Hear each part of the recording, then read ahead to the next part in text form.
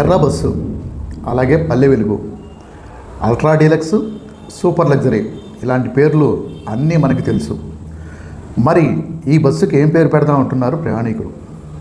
తెనాలి చెరుకుపల్లి రూట్లో తిరిగే ఈ ఆర్టీసీ బస్సు కిటికీ అద్దాల ప్లేస్లో ఒక రేకును పెట్టారు.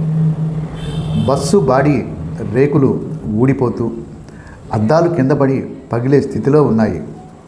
ఈ రోడ్డు మీద ప్రయాణం అంటే నరకానికి దారి లాంటిదే అంటుంటారు. రోడ్లను దృష్టిలో పెట్టుకొని ఏమో ఇటువంటి బస్సులు తిప్పుతున్నారు. ప్రయాణం చేస్తే కూసాలు కదిలి నరాలు తెగే ఇటువంటి రోడ్లకు ఇటువంటి డొక్కు బస్సే బెటర్ కాబోలనుకున్నారో ఏమో ఆర్టీసీ అధికారులు.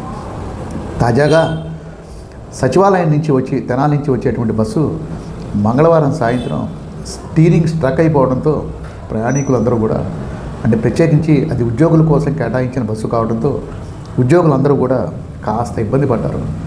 అటుగా వస్తున్న హైకోర్టు నుంచి తెనాలి వచ్చే బస్సులో ఎక్కి వాళ్ళందరూ రావడం జరిగింది. ఇదేనప్పటికీ తెనాలి ఆర్టీసీ డిపో అధికారులారా, కాస్త ప్రయాణికులకు కనీసం వసతులు ఉన్నటువంటి ఆర్టీసీ బస్సుల్ని ఉపయోగిస్తే బాగుంటుంది అంటున్నారు. కొత్త బస్సులు తీసుకురావడమే కాదు, పాత బస్సులు ఈ వేటిని ఉపయోగిస్తున్నామో అనేది కూడా కొద్దిగా గమనించండి అని విజ్ఞప్తి చేస్తున్నారు.